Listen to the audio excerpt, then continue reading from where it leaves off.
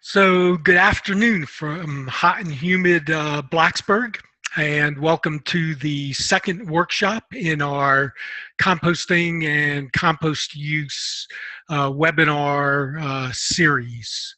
The second workshop is on feedstocks and recipe development, and I am Greg Ivanilo from Virginia Tech.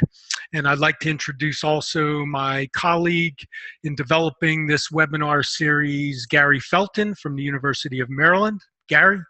Hello, everybody. And Greg doesn't know hot and humid till he visits Washington this time of day. Thank you, Gary. I'm glad I am in Blacksburg. So let's get moving. So, feedstocks. These again are the the products that we will be blending to develop our composting piles and result in our most favorable compost final product. So the characteristics that again we talked about in the first webinar, but just to remind you, because we'll be focusing on them particularly in this one, the characteristics that determine the recipes are the four that we see on the screen. Particularly carbon-nitrogen ratio and moisture content are those that we are most concerned about quantifying correctly. Particle size distribution and bulk density, as you will see, we can also quantify in determining our recipes. So let's first start off with a little poll for those of you who may have been or not been on the first webinar. You may recognize the questions above, so an ideal carbon-nitrogen ratio or an ideal moisture range, and we'll provide a poll for this to see what you remember or know about ideal carbon-nitrogen ratio and moisture range for composting feedstock. Okay. I've launched that poll now, folks, so feel free to go ahead and respond. I see a few of you are already responding. We'll just take about 20 seconds or so, let you respond there, and then we'll get a chance to see if you get the right answer and maybe have a few comments about that.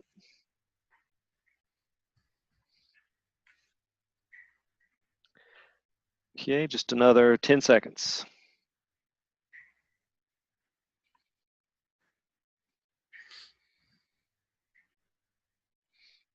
Okay. Alrighty, so I'm going to end that poll now, and then I will share the results.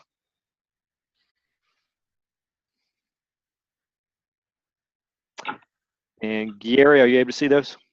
Yep, it looks like we've got probably a little greater than 60% know the ideal C to N ratio, and it looks like about 55% are looking at, 42% are looking at the correct moisture. So maybe we need to talk about moisture, Greg. All right. Well, so again, I don't see the poll, so I don't know what the range of values are, but both with regard to ideal carbon-nitrogen ratio, recall that while 30:1 is what we would normally call an ideal carbon-nitrogen ratio, we can have a fairly wide range, maybe going from anywhere from 20 to 40. So it's not surprising that maybe some people might have selected maybe the 20:1 or the 40:1, but typically 30:1 is the mean of the ideal range. With regard to moisture range, 50 to 60% is what we know to be the ideal range, and again that can extend a little bit below 50%, maybe 45%. We might be able to go a little above 60%, but typically only when the pile is really heating and going well. As we begin to go above 60%, recall porosity gets filled in with moisture, aeration becomes difficult, and the composting does not proceed smoothly. So again, 30 to 1 and between carbon nitrogen ratio and 50 to 60% moisture content is what's ideal. And those numbers will be, those values will be important as we go on and show how we may do some calculations. So let's move on now and just do some qualitative discussion of feedstocks. So we have a variety of feedstocks that we use, anything organically based, and that by organically based, I mean having a carbon backbone. So we'll have materials that are solids, materials that are liquids, and materials that we might consider as semi-solids. And with each of these are the products that we'll be combining to provide an ideal carbon-nitrogen ratio and an ideal moisture content, and we want to do those simultaneously. We have a couple other feedstock types that don't always contribute directly to the carbon nitrogen, and that might be bulking agents. So woody wastes that we see in the bottom right hand corner of the slide, shredded wood being run through a tub grinder, will supply a little bit of carbon as it decomposes, but these kind of products are added to the compost pile largely for their ability to provide porosity. And then a second kind of an amendment might be something such as the wood ash that you see in the bottom of the slide. Again, this one does not supply any carbon or nitrogen. They may supply some moisture, but these kind of amendments are often added because somebody wants to either not landfill or them. They want to make use of them as an amendment, maybe even increase the pH, for example, in their composting pile. So let's go through a variety of some of the composting feedstocks that you will run into. By far, the materials that are composted most frequently in the United States are what we would call green wastes or yard wastes, consisting of tree leaves, grass clippings, shrubbery and prunery trimmings. And as you can see in the upper right, it's not just vegetation that one has to consider in these materials, where we see a lot of paper products in here. Paper products per se are fine because they will compost. It's materials like plastic in these materials that can be more problematic. So one kind of a yard trimming or green waste is grass clippings. I discuss grass because it's a material that we would rather see be clipped and mulched and left on site rather than bagged and moved to a composting facility. However, it does often or sometimes end up at composting facilities where it's a good source of nitrogen and moisture. The problem with grass, as you can see on the right, is when it's piled up, it has very little structure, therefore resulting in anaerobic conditions. It's easily putrescible. You can get some nuisance odors that will come from this material, and therefore we only suggest that you add this in limited quantities to other high carbon residuals. Again, I mentioned woody waste earlier, and a little close-up shot of land clearing debris, which is being run through tub grinders. Again, we see these kinds of materials incorporated often into composting operations of various types, supplying a little bit of carbon, barely any nitrogen, but mostly being a source of porosity for good aeration in your pile. Food residuals are fast becoming an important component of composting operations. Here we have pre-consumer food wastes, vegetable wastes, and fruit wastes. But in addition to the vegetable material, you can see there are often other kinds of undesirable byproducts included in these. So food wastes are particular wastes that require a significant amount of source separation to ensure low contaminants in your composting pile. Other than vegetables, we see we have a variety of food waste that can be composted. Here we have in the lower right a butchery waste, and in the upper left frozen seafood wastes, materials that many people would think you wouldn't normally compost because we've been told to keep these out of our home composting piles because our home composting piles may not be designed correctly. They may attract vermin. They may not be big enough and heat well enough. But these products will do just fine in a commercial composting facility, providing a significant amount of nitrogen from the protein in these materials and a lot of carbon from the fats in these materials. They can be particularly difficult to compost due to some nuisance problems because they may be highly putrescible due to the oils and fats. And in a later compost presentation in the year, Gary Felton will talk about problematic materials of which these two can become. There are other kind of food wastes that we would be interested in composting, food waste that are actually part of food waste processing, both meat wastes, but vegetable waste. And in this case, we see a cranberry processing waste from Rhode Island or up in New England somewhere. So food processing wastes also would make ideal waste to include in a composting facility. In this case, these materials tend to be more on the wet side. As are liquid that we might add to our composting facility. So many beverages become outdated. In this case, soft drinks, but we also see spoiled milk or outdated milk that may be added to compost facilities. In this case, the materials have just been dropped on site, the bottles broken by a bucket loader to enable the liquid to absorb into the feedstock, and then the plastic is hopefully removed from the site. What many people are familiar with when they think of composting feedstock are the wide range of materials that come from agriculture, particularly animal agriculture. And here we have pictures of several kinds of wastes.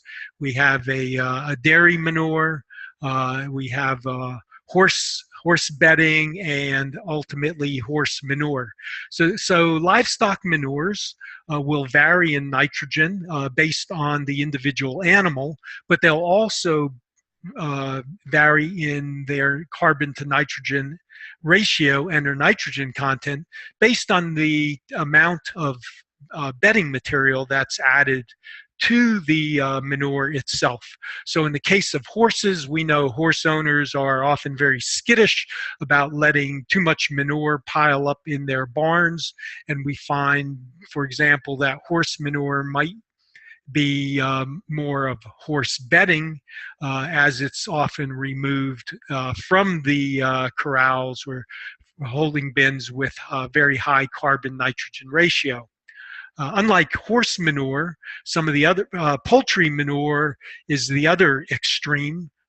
Chickens tend to emit large amounts of nitrogen. They don't use the protein very efficiently. Their manures tend to be higher in nitrogen, and even poultry litter, which would be the manure combined with the feathers and some kind of bedding material like straw or wood shavings, could be high in nitrogen and have a low carbon nitrogen ratio.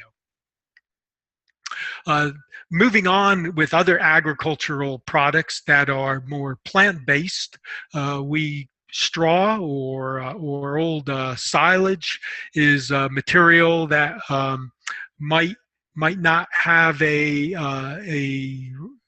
use in agriculture in a particular region. Very often straw is cut from fields to enable farmers to plant into the material afterwards. If it's removed, you may have many large bales of straw. The straw can be used for other industries, making paper or using it as a soil amendment to prevent erosion. But if you have excess straw, it's a material that can be used in compost piles. Straw, not to the same extent as grass. It may have some problems with poor structure, and it's because of the cuticle in the straw. It may have a hard time absorbing water and may be a little bit difficult. So in combining with wet materials homogeneously.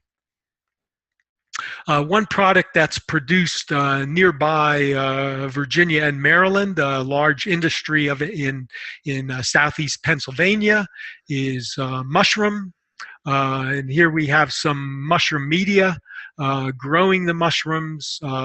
Mushroom media is usually a mixture of some kind of carbonaceous material like straw, which might be blended with calcium carbonate or calcitic limestone, and then used as a medium for growing mushrooms. And when the mushrooms are harvested, you get what's called a spent mushroom substrate.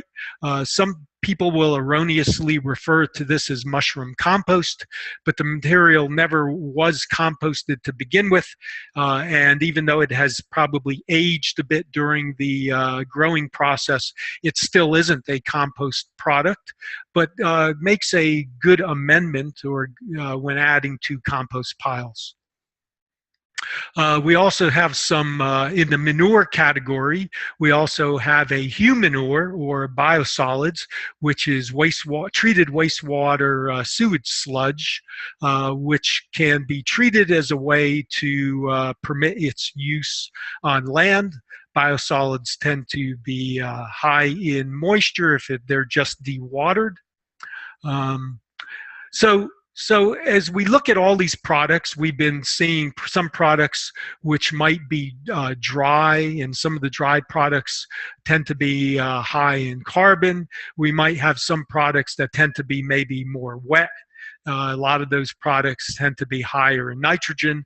And so when we mix these products, we try to mix drier materials with wetter materials to make an ideal moisture content. We try to mix materials having a higher carbon content with the higher nitrogen content to give us an ideal carbon-nitrogen ratio. We'd like to mix materials that may be more bulky or have porosity with the materials that it may be more dense to provide enough porosity and aeration for the composting to proceed well.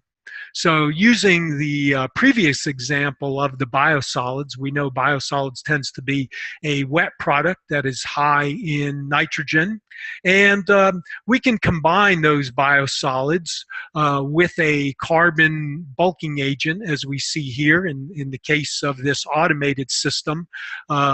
Wood chips are being combined with the dry wood chips combined with the wetter high nitrogen biosolids to provide an ideal mix.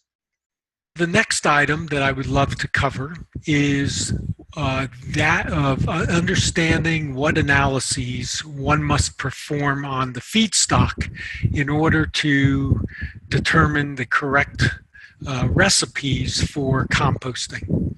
So this slide and the following slide will show some feedstock analyses of fresh cow manure, and I will go through some of the variables that are most important, the units in which we express these, and some examples of what values you might run across.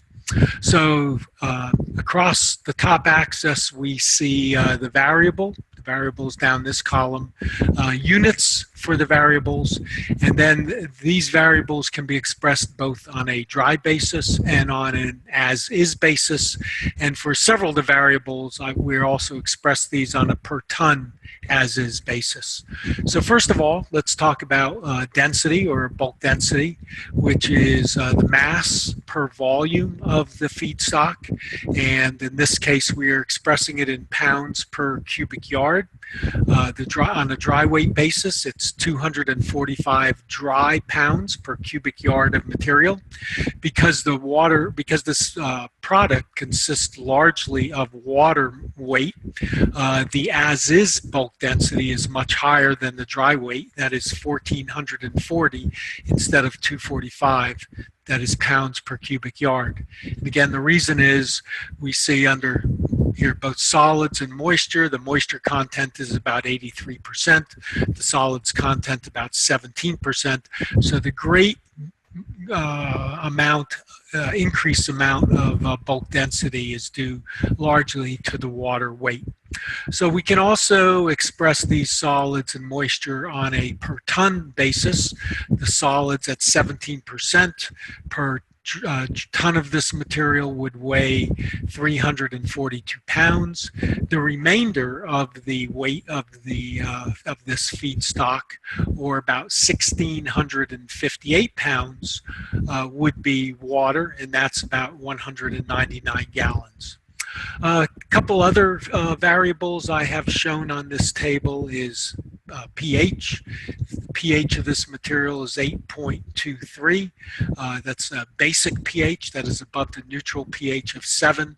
And for animal manures, because the high concentrations of ammonia that they contain, having a pH in this range is normal.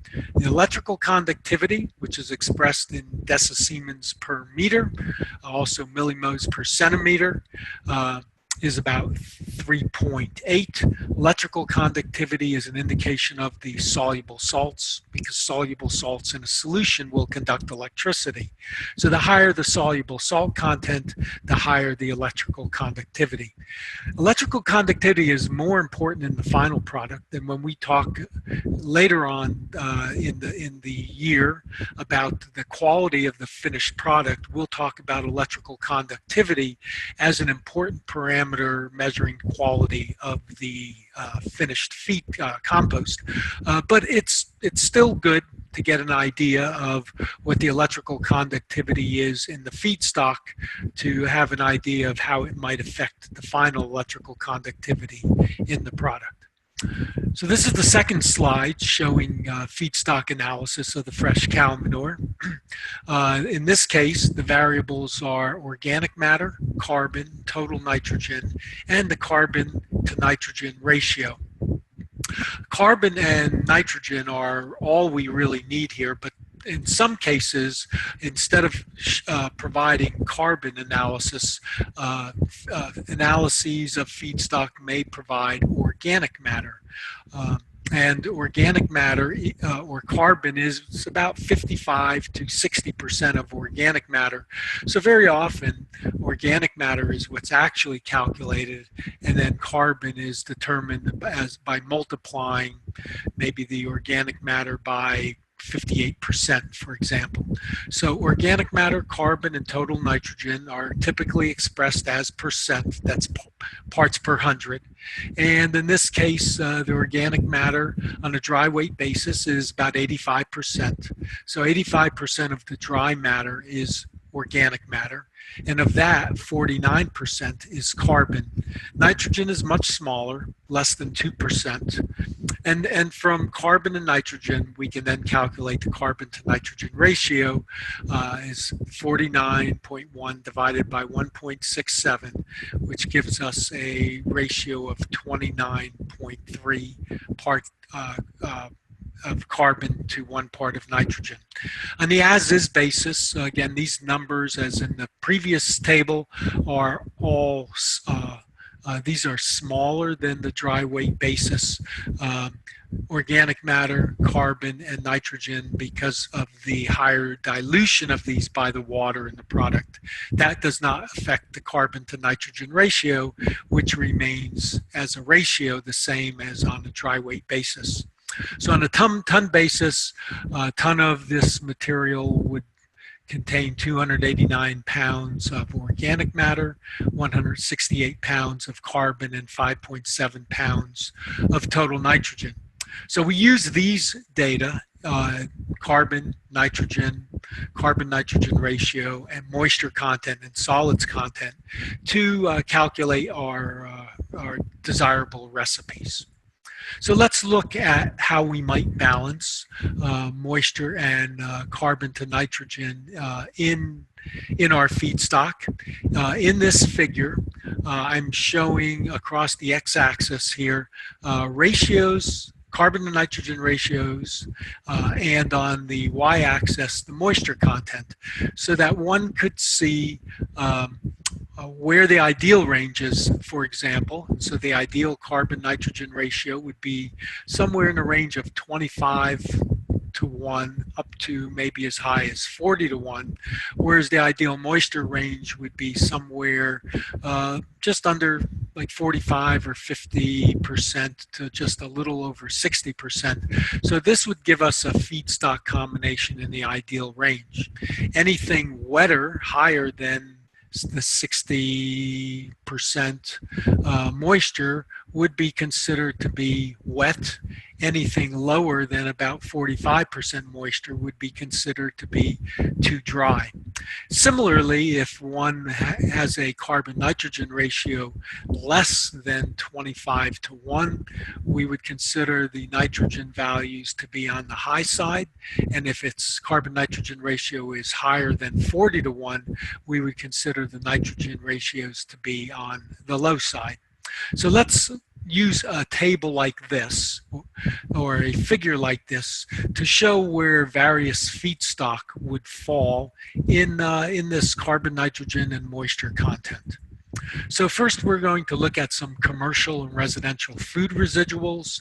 Again, the same table, carbon nitrogen ratio down below 20 and above 60, ranging, and moisture content, the whole range. So in terms of our typical food residuals, our residential food residuals, spoiled produce, these are a number of different data points from cafeteria collection. We see, not surprisingly, that moisture content in food residuals seems to be on the high side. And nitrogen content is also on the high side. If we look at mixed refuse, so maybe food waste, but also has a significant amount of paper in it, the product might still be wet, but the carbon nitrogen ratio due to the paper content would be much higher than desirable. In this case, around 60:1. Here we have some waxed corrugated cardboard, which can be composted. Cardboard is a carbon source, and it has a carbon nitrogen ratio of greater than 200:1. So this material might be dry, but have a high carbon nitrogen ratio. Let's look at some other products. In this case, we're talking about fruit and vegetable processing residuals. We see a much greater spread of data here. The moisture content ranging from about 90% with blackberries and apple pomace down to less than 10% with food processing residuals such as corn chips and cocoa shells.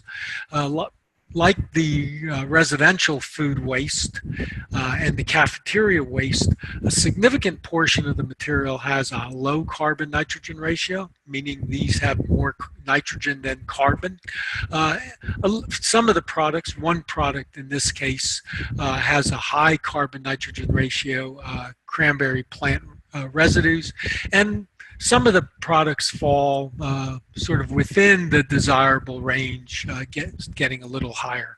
So again, these values are quite variable. We would recommend anybody that's going to compost these materials have them individually tested rather than rely on book values as that you might find in a handbook. And finally, the last bit of products I'm going to show are food processing residuals from the meat, poultry, and dairy industry. As with the other residues, we found a wide range of moisture content, although most of the products seem to be a little wetter than necessary, because meat and dairy and poultry contain lots of protein, which is in which nitrogen is a key component. It has a high concentration of nitrogen and a low carbon to nitrogen ratio. So these meat products can certainly be used as a high nitrogen source in composting. One particular product I would like to focus on and use this as a basis for another variable that we must consider in recipe development is sausage casings. So if you look where the carbon nitrogen ratio is and where the moisture content is, sausage casings tend to fall in a desirable range. So as they are, sausage casings might be considered to be a product that can be composted as is without adding any other amendment. Ideal moisture and adequate carbon nitrogen ratio. So here is a pile of sausage casings, and again, ideal moisture, ideal carbon nitrogen ratio, but I can tell you that if you pile this material up, it will not compost very well at all. Perhaps by looking at it, you might be led or have a clue about why it's not very readily compostable as it is. If you look at it, it's got a lot of very small particle size, which causes these products to compact very readily and have a high bulk density. So the high bulk density results in a low porosity, and so aeration is actually the limitation, porosity and airspace. And so bulk density is a variable that can be used to enable one to determine whether a product that has ideal moisture and ideal carbon nitrogen to compost readily. And so here's some rules of thumb for starting a mix with their different variable bulk densities. We have a range here I'll discuss, less than about 800 pounds per cubic yard. Maybe too porous and too fluffy, it may not hold the heat, so it's considered to be a little on the light side. As we go from 800 to 1,000 pounds per cubic yard, that becomes an ideal bulk density and a good ratio between pore size and porosity and the particle size distribution. As we get a little denser, 1,000 to 1,200 pounds per cubic yard, the material can be composted but may require some extra aeration. And finally, above about 1,200 pounds per cubic yard, the composting feedstock will likely be too dense and difficult to compost, and this is the range in which the sausage casings fall. So now we know that bulk density can be a limitation. Let's talk about how one might measure bulk density. So first of all, what is bulk density? Bulk density, by definition, is the mass of your feedstock divided by the volume. On Earth, a mass can be determined by weight, and the volume is the same. So some of the units that we would use for expressing bulk density might be pounds per cubic foot or tons per cubic yard. And so I'm going to show you a couple ways of measuring bulk density in your own feedstock. The materials that are needed are not very scientifically challenging. You don't need any kind of high-tech equipment.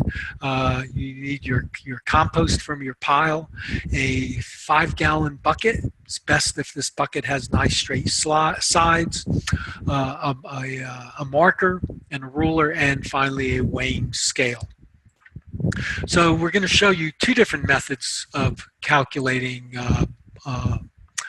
bulk density or calculating volume in order to calculate bulk density. The first method we call the dry method volume calculation, and this is simply done by measuring the diameter of your bucket and the height of your bucket, and then from the following formula, the volume of the bucket in cubic inches equals pi, that's a constant which we know is 3.1416, times the diameter of the bucket squared, that is to the power of 2, times the height of the bucket divided by 4. We can go further on and do some calculations in order to convert the volume of this bucket in cubic inches to the volume in cubic feet. And we simply use this equivalency: 1 cubic foot equals 1,728 cubic inches. So if we know the cubic inches from this calculation, we can divide by 1,728 cubic inches, and that'll tell us the number of cubic feet.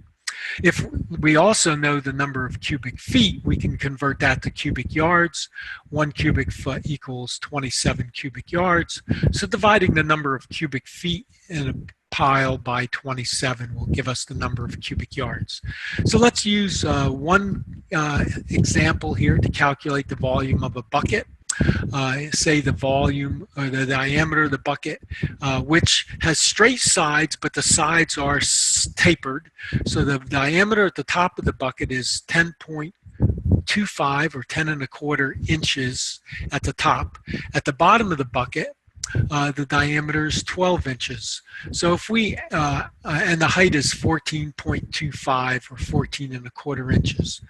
The diameter of the bucket, therefore, that we use, the average, is taking the top diameter and the bottom diameter, 10.25 plus 12, calculating the average by dividing by that sum by 2.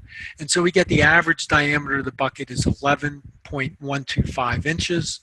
So to determine the volume of this bucket, we multiply pi, 3.1416, times the average diameter of the bucket, 11.125 squared, that's to the power of 2, times the height of the bucket, 14.25. We divide that by 4, and so we get a volume of the bucket in cubic inches of 1385. If we divide that cubic inches by 1728, we see that our bucket weighs, in this example, our bucket volume is 0.812 cubic feet. So I'll show you one more way of calculating the volume of a bucket if the bucket's volume, if the bucket does not have straight sides, and that would be using the water method. Now, sometimes our buckets are irregularly shaped. We cannot exactly figure out what the diameter of this is. So we could use another method called the water method volume calculation. What this method enables us to do is fill a bucket up completely with water. And if we know the volume of the water that we put into the bucket, so we have to measure the liters or the gallons of water that we have to actually weigh the amount of water that we put into the bucket, and then knowing the bulk density of the water, that is how many pounds per cubic feet, we can actually estimate the or calculate the volume of the bucket. So in this example, we would weigh an empty bucket. Say this bucket is irregularly shaped. We weigh the bucket filled with water. Then the difference in the weight enables the volume calculation. So knowing that that 1 cubic foot of water weighs 62.4 pounds. So here's an example. If water in our bucket weighs 42 pounds, and then the bucket volume would be 42 pounds of water in the bucket divided by 62.4 pounds per cubic feet, and that tells us that our bucket can hold 0.673 cubic feet. So of course, if you have a regular shaped bucket, the previous method of just measuring the diameters is easy. If you don't, you can fill your bucket with water, weigh it, and then use this equivalency, 62.4 pounds per cubic feet, to calculate the volume of the bucket. So how would one do this in practical situation? Here we have someone at a pile of feedstock calculating the bulk density of that material. And the way one would do it is you take this 5-gallon bucket, you weigh the bucket ahead of time, you fill the bucket 1/3 full of the compost material. You raise the bucket from about a height of 6 to 12 inches and let it gently drop to the ground 10 times. And then you refill the bucket to the 2/3 mark. Again, drop the bucket 10 times and then refill the bucket to the top and leveling it off. And you would have then the material in the bucket that you would weigh. So that material in the bucket would be the mass of your compost, and knowing the volume of the bucket, you can then calculate the bulk density of the compost. So here's your second poll question. For those of you who have easy access to calculator on your computer or a handheld calculator or a piece of paper and pencil, we're going to use the previously measured 5-gallon bucket. That the bucket itself weighed 0.4 pounds and had a volume of 0.673 cubic feet. We know that it weighs 21.8 pounds filled with the feedstock. So do some calculations for me, and you will get a poll that will ask which of these values is the bulk density of the feedstock in this bucket. So Mark will now administer that poll. Yeah, I've launched that poll now, and I already got a few folks that have answered. So we'll give you, Gary and Greg, you guys sort of give me a sense of how much time we need. We've got 8 folks who've responded so far, so we'll sort of watch those numbers and see. We don't want to. Folks are doing math. If you've got time pressure, is not always a good thing. So.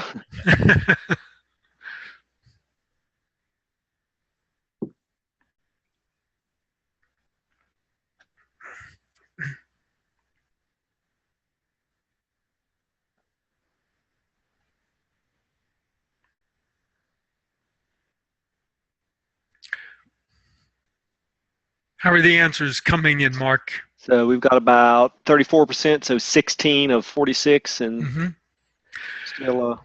Yeah. So I don't know how many of the people actually will attempt to do the solve the problem.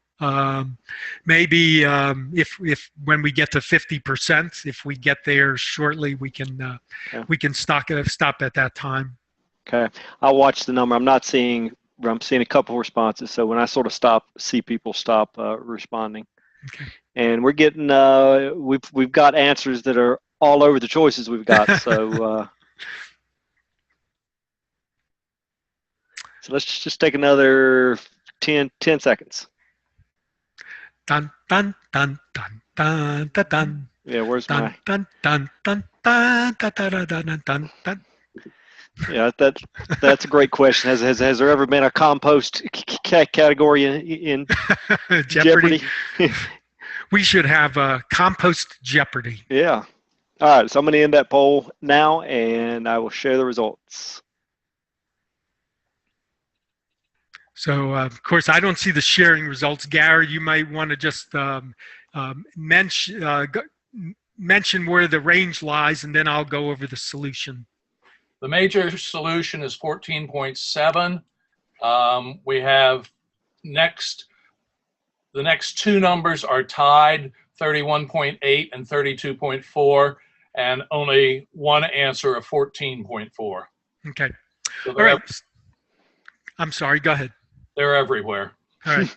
Okay. So not surprising. I mean, this was done under short, just learning this, learning how to do the solution, and a little bit of possible duress.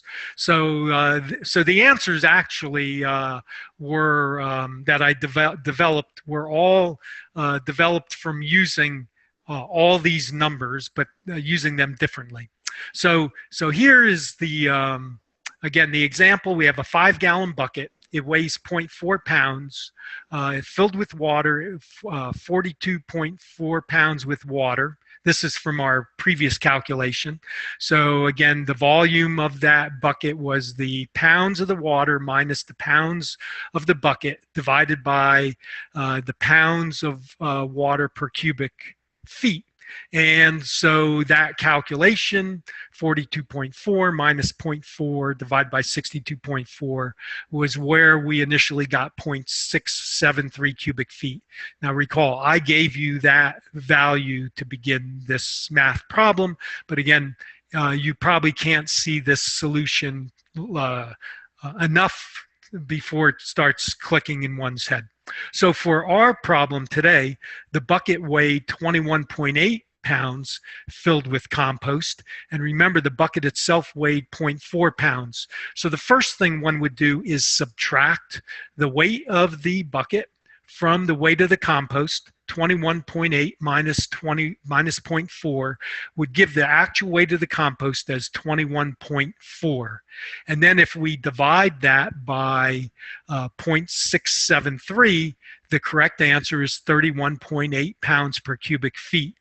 Other solutions were developed by forgetting to subtract the volume of the or the weight of the bucket and just multiplying 21.8 pounds or dividing 21.8 divided by 6.73. That would have given you the higher number. And the other ways for the lower numbers would be either subtracting or not subtracting, but multiplying times 0.673. So it's important whether this is in the multiplied or divided, and you can determine that simply by factorial. So if it's pounds of compost, then you divide by volume per bucket to get the pounds per cubic feet. Okay. So we can go further if you want to do an additional mathematical calculation by multiplying 31.8 pounds per cubic feet times the number of cubic feet in a cubic yard, or 27, then learning that this material weighed 859 pounds per cubic yard. And if we recall our bulk density chart, this lies right in that ideal range of 800 to 1,000 pounds per cubic yard for ideal bulk density. So again, you'll have access to this. We'll have this this handout of this PowerPoint on our Learn site for you to be able to use, and it is in many composting handbooks. So let's go on quickly to end this session before Gary gets on. And so basically, when we're talking about solids and water, that's basically all there is in compost. So if the moisture content and the solids content are expressed as decimal fractions, adding them together will always equal 1. So our moisture content is a fraction plus the solids content is a fraction, added together is 1. And then 1 minus the solids will equal the moisture. 1 minus the moisture will equal the solids. And we could do that. We can do that with percentage also. If moisture and solids are expressed together, adding them should equal 100%. So in a compost material of 100%, we have percent solids and percent moisture, and again we can add and subtract to figure out percent moisture. and percent solids. So how do you determine the moisture mix of moisture content of a mix? The moisture content is simply the water in component A plus the water in component B plus C and so on, divided by the total weight of A, B, and C. And when we transfer this equation, you can get this kind of an equation for balancing moisture with only 2 ingredients. So here's a moisture calculation. A is the amount of component A needed per unit weight of B to give you the ideal moisture content. So it would be A equals the moisture content of B minus the desirable moisture content divided by the desirable moisture content minus the moisture content of A. Now, we don't expect you to come up with this equation. This is a typical equation found in composting handbooks, where the large M is your target moisture content. And remember, that would be between 50 and 60% moisture. And M sub A and M sub B are the moisture contents of A and B. So let's look at an example. Here we have a target moisture of 55%. We have yard waste, which is component A, has 42% moisture, and produce, groceries produce, is component B with 85% moisture. So we want to know how much yard waste, or component A, we would have to add per unit of component B. And again, we use this equation where our moisture content of B, the produce, is 85 minus the target is 55 divided by the target 55 minus that for A, which is 42. And solving the solution gives us 1.54, which tells us we need about 1.5 pounds of yard waste, yard trimmings, per 1 pound of produce to get a moisture content of 55%. Again, you'll have this in your handout, and it will be common in composting handbooks. Now, we can also calculate carbon-nitrogen ratio. Carbon-nitrogen ratio is the total carbon in all of the products minus the total N in all the products. So carbon in A plus carbon in B plus C and so on and so forth, divided by the N in A and B and C. And when we transfer that equation, we could come up with a similar equation in which we can calculate the amount of component A that we need per unit of B, and where N sub A and N sub B are the actual nitrogen percentage of them. R is the carbon-nitrogen ratios, either the desirable one or the carbon-nitrogen ratios of A plus B. And then we've included these moisture components in here also. So this would enable us to balance carbon and nitrogen. I'm not going to give an example of this because it gets a little bit more messy. Thank you. So yeah, I was looking for that mathematically technical word, messy. Thank you. So, and then for more than 2 ingredients, you're out of luck with these individual equations. This is when we use computer programs, and there are a number of good Excel spreadsheets that use some with book values and some that you could add your own values in.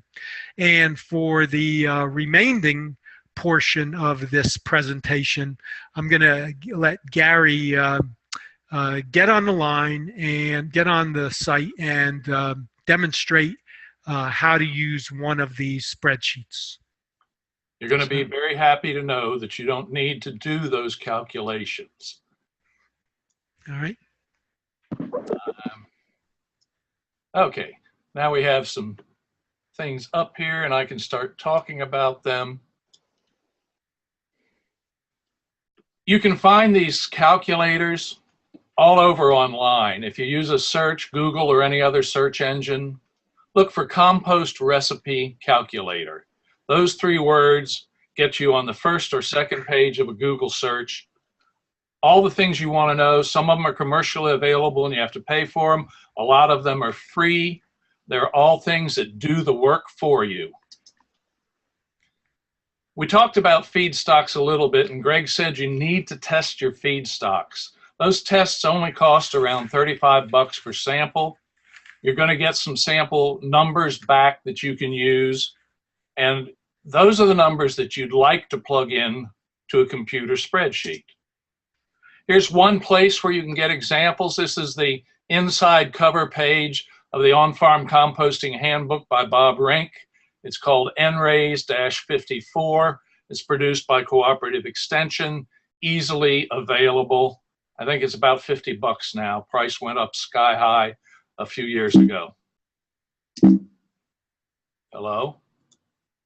Yep. It doesn't like to advance. There we go.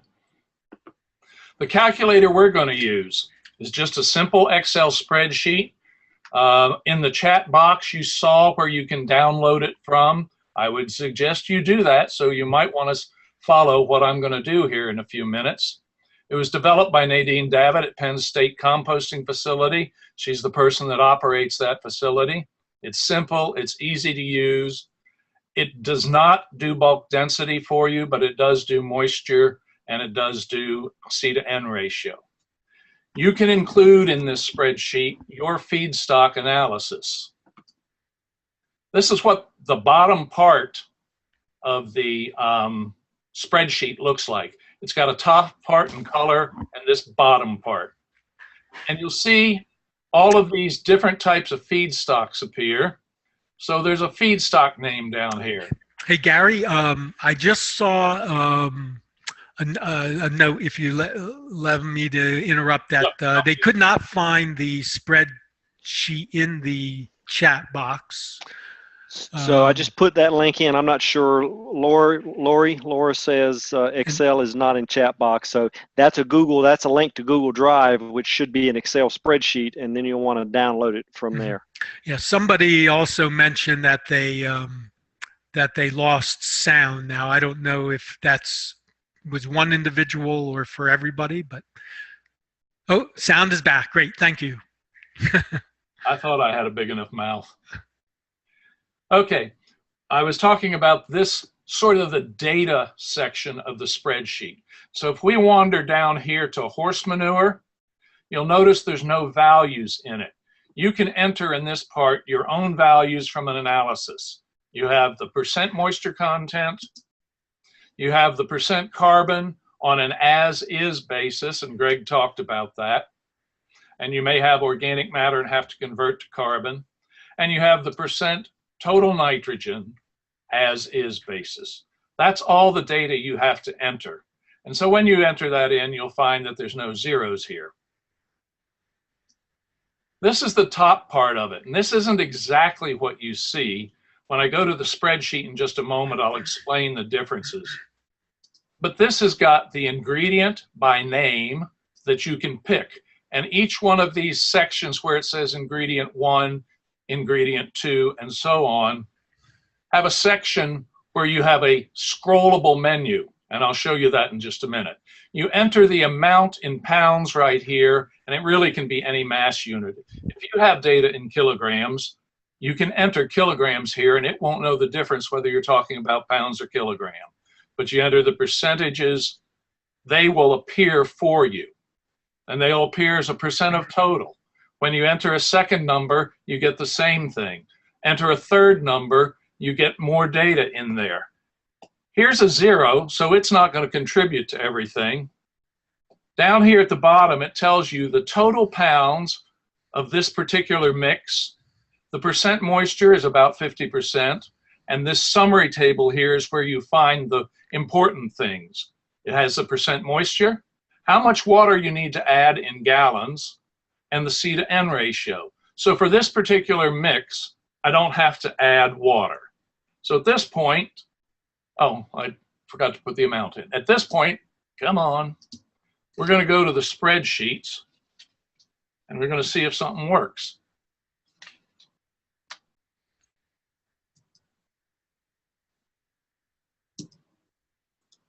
There we go. So we're looking now at the spreadsheet itself. I'm going to move this over to get it in the center of the screen for a moment. You can see these scrollable menus in here. So I come down, I can pick a different menu.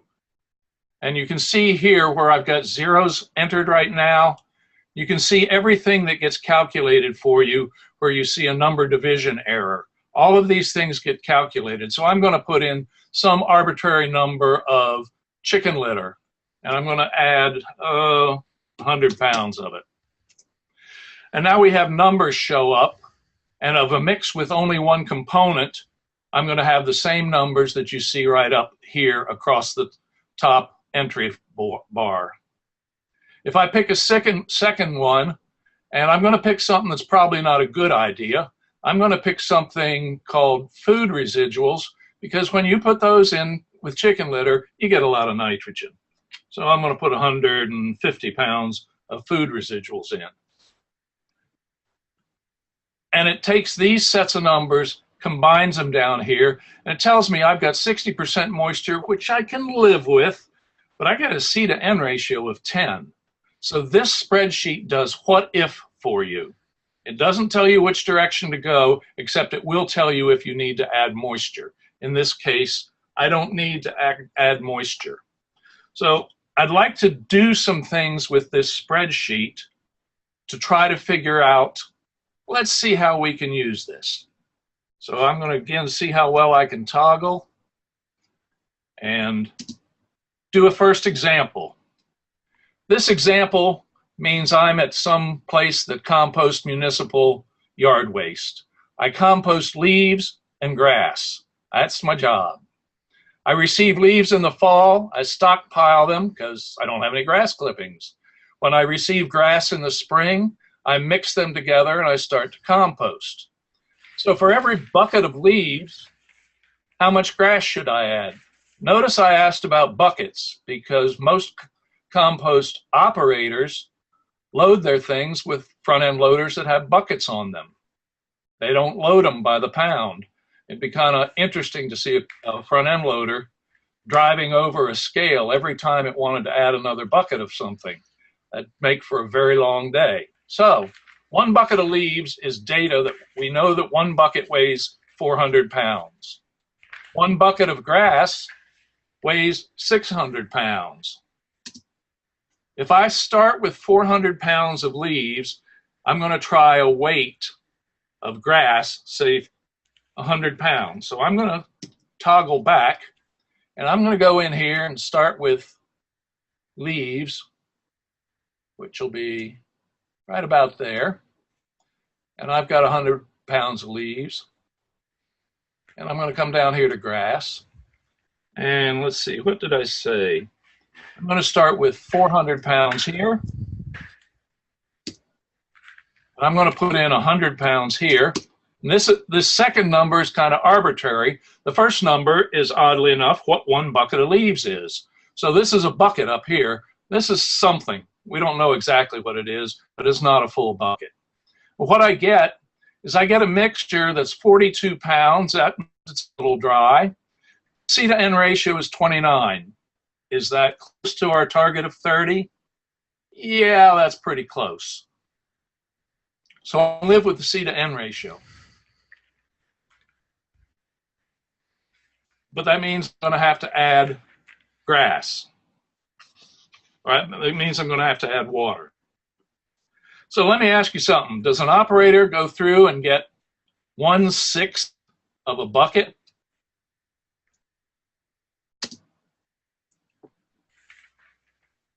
I'm going to multiply that 100 pounds by 6 and get 600 pounds, because that's one bucket of grass.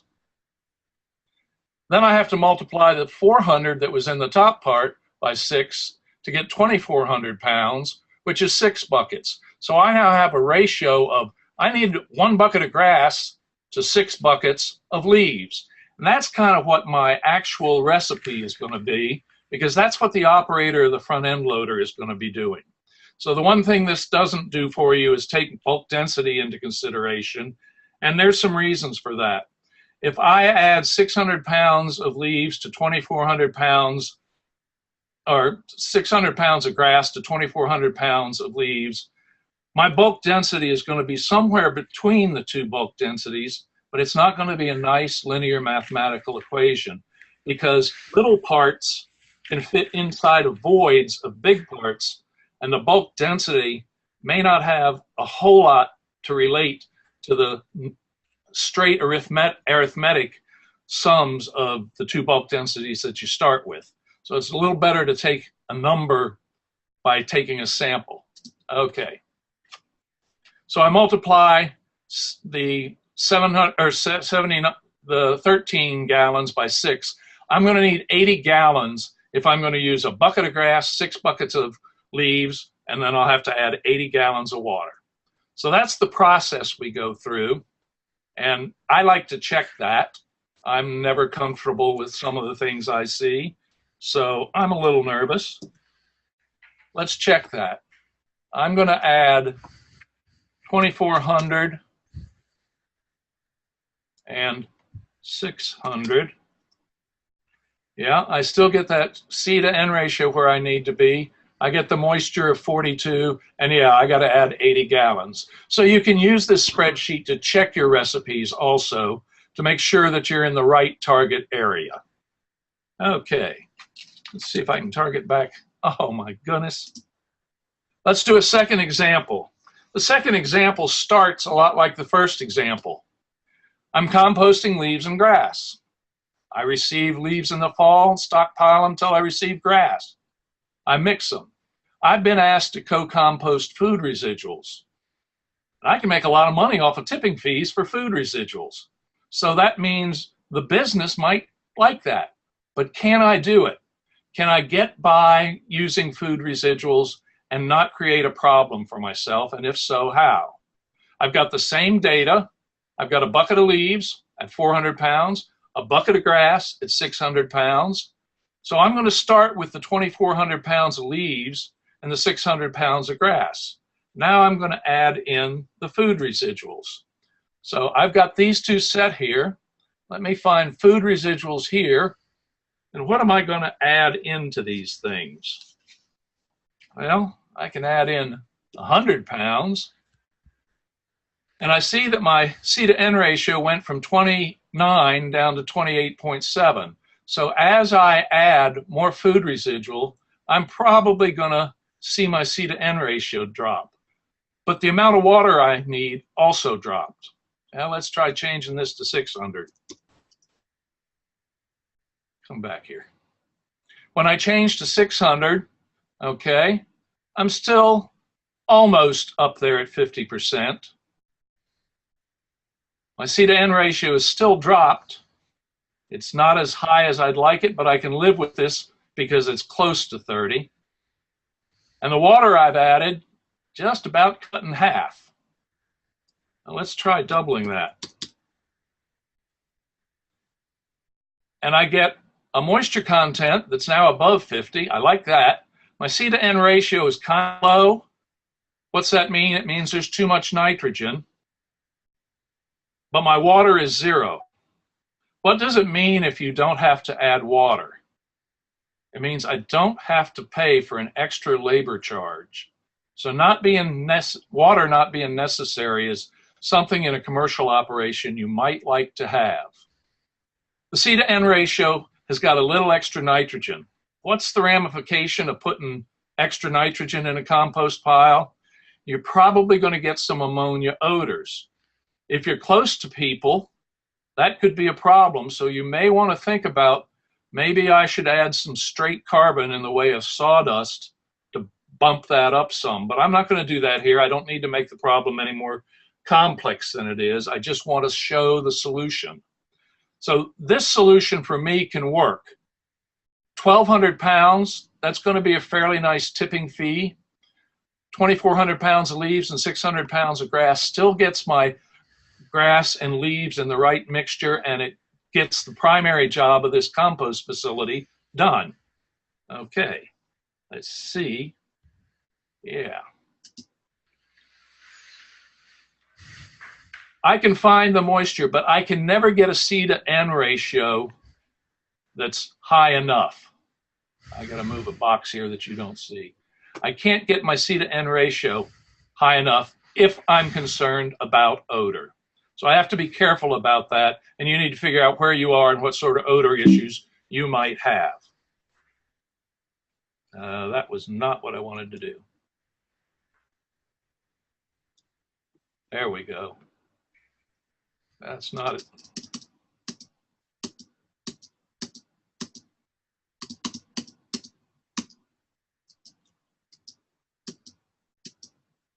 There we are.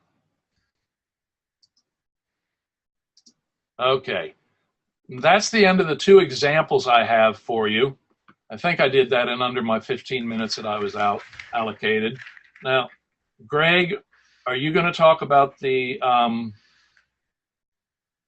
survey now?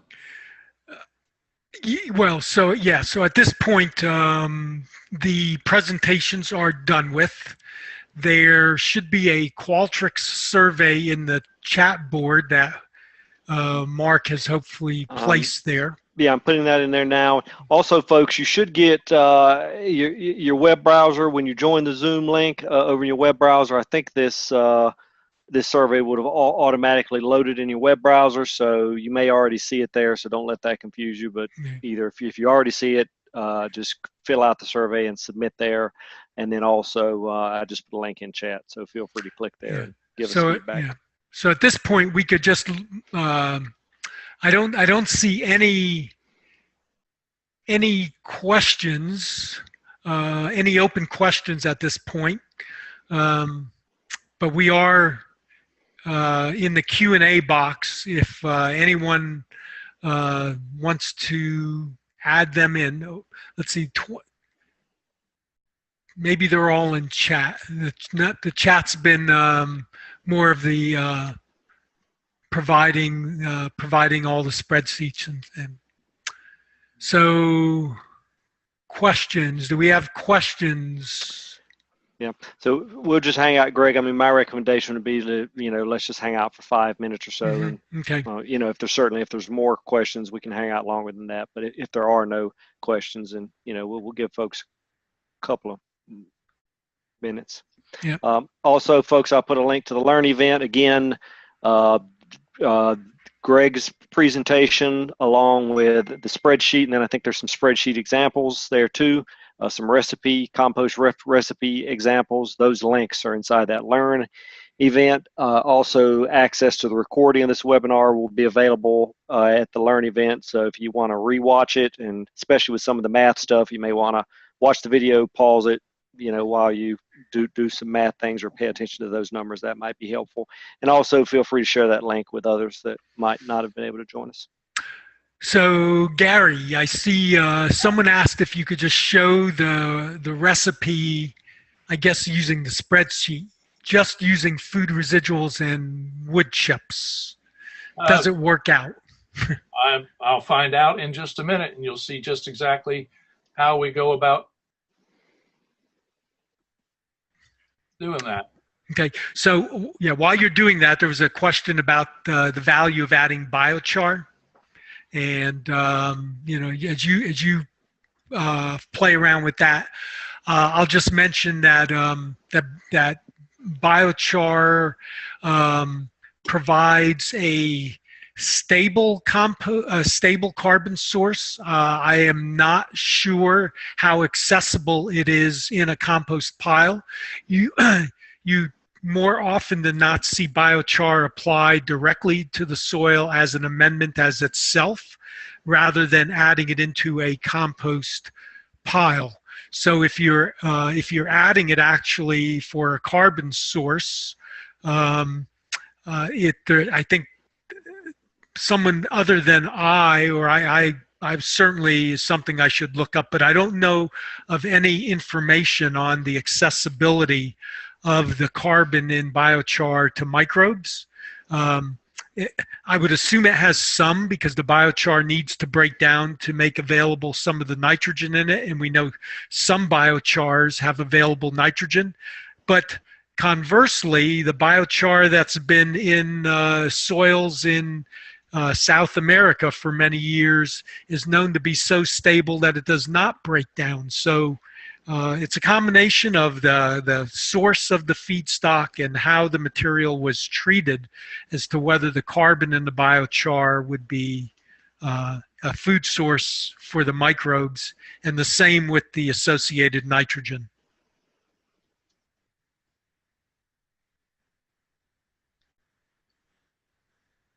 Can you still hear me, Greg? I can. You can show the calculation. Okay. Is my screen being shared? It is. Okay. These are some of the things I tried with just wood chips and food residuals. This is probably one of the better mixes that I came up to. The C to N ratio is fine, but you're still pretty moist. So you have to figure out something to do because you've got moisture here. If I add more wood chips, I'm bringing my carbon up even higher. So I can't add wood chips to draw the moisture out. So I've got to find something in this list here that I might be able to add without drawing in too much in the way of additional moisture. It's pretty hard to find. If you look at the moisture contents along here, they're all pretty high. But here's some mulch hay, which I assume is chopped hay. So I'm going to try a little chopped hay, but its carbon is going to be pretty high. So let's go out and try chopped hay as a third component. So you would just get bales of hay and chop them up so that you could add them in. And let's see, mulch hay it's called. Come here. I'm going to add mulch hay. I'm going to start by adding about 600 pounds. Moisture got better just now. My C to N ratio is a little bit on the low side. So let's add some more wood chips. I'm pretty happy with this. I got one that works, but I'm going to have a little bit of hay or straw that I can chop and add in there because it needs to dry it out some. So with just the two, I couldn't find a way to make it work. Is that, I think that's Laura's question. Is that, I hope that helps. I don't have the chat box up in front of me, but if I stop sharing, I should be able to see it. She says thanks. Okay, thank you. All right. So we're still available for any questions. Of course, you know how you can contact Gary and me via email if a question comes up after this session is completed. We'll wait a minute or two, and I'm hoping that participants are filling out the Qualtrics survey. While you're doing that, we're thinking of other questions. Let me mention that within the next week, I will send out an announcement for the third webinar in our series, which will be Friday, August 18th, also 2 p.m. Eastern Time. And that'll be on compost systems and methods. Gary will again be speaking there along with a new member of our group, new to the webinar series, but not new to composting, Craig Coker, who is one of the actual world authorities on composting systems. So that'll be our August webinar. Bye-bye. Bye.